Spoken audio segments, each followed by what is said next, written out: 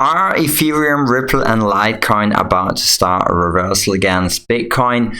The charts are saying there's a strong possibility of that happening. Let's dive into the charts, and then afterwards I've got some very interesting news about XRP, Spain, and the Santander. So keep watching to the end because it's some very interesting news I'm pretty sure you will enjoy. Alright, I'm Kieran from CryptoBoost, and I'm really happy to have you here with me today. Let's get started with the market. So the cryptocurrency market has seen a sweet rebound over the past couple of days, which has led many to believe that the previous bearish pressure may be about to conclude, and some cryptocurrencies including XRP, Ethereum, and Litecoin might have a reversal planned for the next few months. So let's see. The first one we'll be looking at is Ethereum. So Ethereum USD, we're looking at the daily chart, and it has seen a 2.5% rise and over the past 24 hours, which has seen the price of the coin rise to around $200 level again. And in the last few days, the last plunge, Ethereum experienced a 14% price fall, which is pretty dramatic. Now the market cap is around $21.5 billion. So if we look at the ETH USD chart, 1 day chart, and then we can see that the Ethereum price dropped beneath the $200 mark and continue to find support at the 6-month-old rising support trend line. That's the one that we can see here, this black, and I'm coloring it red trend line, and there was a very healthy bounce from that. So after reaching the support, we can see that Ethereum has rebounded and is now on the path to head higher. So the next level of strong resistance lies at $202, which would be here. And should it manage to rise higher, then we might be seeing prices at around $225, which is this third red line I'm drawing in on the chart. Now, what's been going on? Well, against BTC, we can see that Ethereum has been trapped within a steep descending channel for the previous 2 months of trading. So that would be here, this channel with the upper bound here. We've had several touch points here on it looks like the 1st of July, and then the 5th of July here, and another touch point on the 1st of August, and that was on the upper trend line. And here we've had a few other touch points, and on the looks like the 19th of August, we've had a break above the channel, which is one of the indicators of why it's possible that we're having a reversal, which might happen in the next few weeks or months. Now, since we managed to break above this descending price channel here, then there's a strong sign that the downtrend might be coming to an end. Now we see higher Ethereum prices in the next few weeks. Now, next up on our list is the XRP USD price.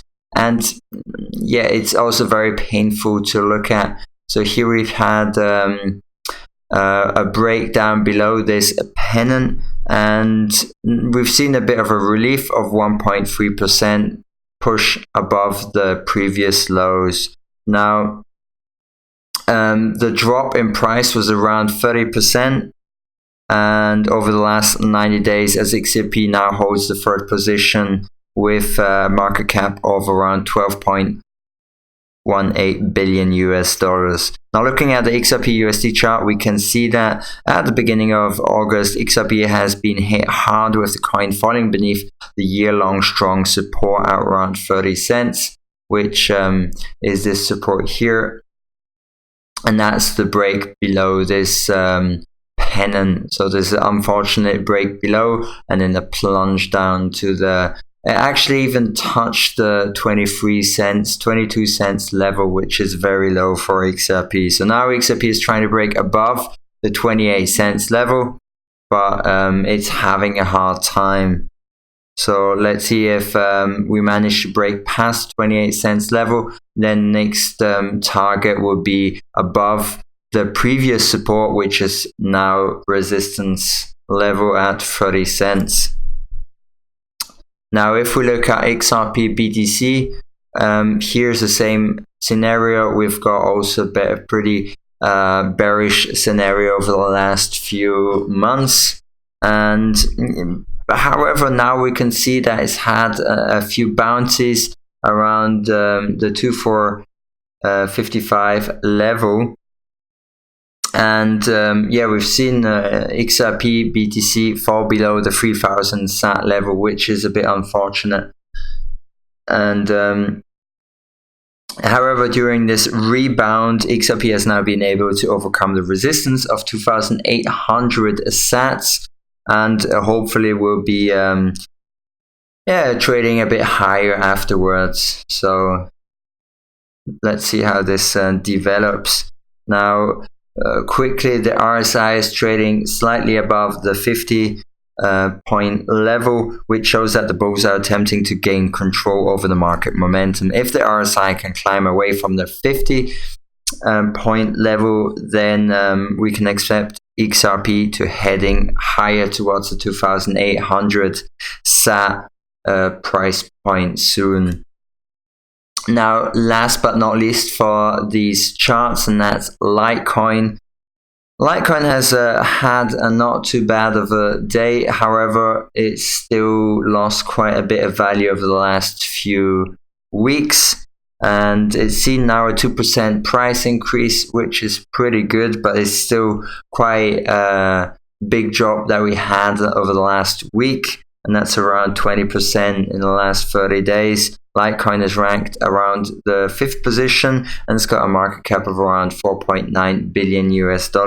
Now, looking at the Litecoin USD chart above, we can see that Litecoin dropped beneath a symmetrical triangle and the 200-day EMA, which is this one here, which will now act as future resistance. So Litecoin has rebounded from the $70 level. And yeah, it's gonna probably retest now this resistance at the 88-89 US dollar level, which is going to be interesting to see if it manages to push past. Should it manage to push past, then it will be trading around the 95 US dollar level. Now, if we look at the XRPBTC chart, then it looks like we're in a consolidation mode with resistance levels around the 726 sats level, which is around here. So we have to see if we manage to break past here, then it's possible that we break above the 8000 sat level. So yeah, very interesting to see how this develops, but it's a good sign. All in all, we've had some double bottoms, especially if we look at the XRP, the Litecoin BTC charts. It's a pretty good sign for some reversal to come in. So maybe not a bad idea to grab some coins if that's in your accumulation strategy, but not financial advice. Don't take it from someone on the YouTube. All right, let's continue with some news, and that's XRP news. And pretty interesting news, if you ask me. Hope you'll find it as interesting as I find it. Now, a Spanish banking giant to connect Ripple remittance service to Latin America. And a quick recap: the use of Ripple technology is being expanded by the Spanish banking behemoth Santander, and is currently undergoing the construction of a payment corridor that would allow customers in Latin America to send money to the US for free and instantly through OnePayFX, which that sounds very promising. So XRP has got, Ripple has got a lot of projects lined up, and I think that's it speaks well towards the development of the company and the coin. Now, whether it's only an option available to customers residing in the UK and Spain who can send money over to the States via OnePay, the bank wouldn't reveal how many Latin American nations it plans to connect to the corridor. So Santander serves Chile, Mexico, Uruguay, and Brazil. So the cryptocurrency market is growing a lot and super fast in those countries, and I think that's just fantastic. So in a similar light to the Santander's DLT ledger efforts to date, the new payment capability won't involve the cryptocurrency that Ripple periodically sells to fund its project XRP, which in turn will power its separate Rapid product. Now, in 2018, Santander introduced OnePayFX in 4 nations that happened to account for more than half of the bank's profits, including Spain, the UK, Poland, and the aforementioned Brazil. Now, Cedric Menager, CEO of OnePayFX, said that this is gaining traction. Customers who were not doing international transfers are now using the service. Customers who were using international transfer are now doing it more. And customers who had gone to use fintech competition have come back because of the OnePay offering. Now, Menager said that expanding OnePayFX would mean a bigger chance for some countries in South America who will go from making international transfers in branches to instant online payments than for European countries. The international payment experience in Latin America markets is even less evolved than in the European markets. He said there are even parts of the Latin American market where it's almost impossible to do an online international payment. He later went on to say international payments is a way for us to acquire customers having a painful experience with traditional banking. Last but not least, and that's actually its last. We already looked at this. So if you've got any comments, questions, leave them down below. And I hope you're going to have a fantastic evening. And I'll catch you on the next one. See you soon. Bye-bye.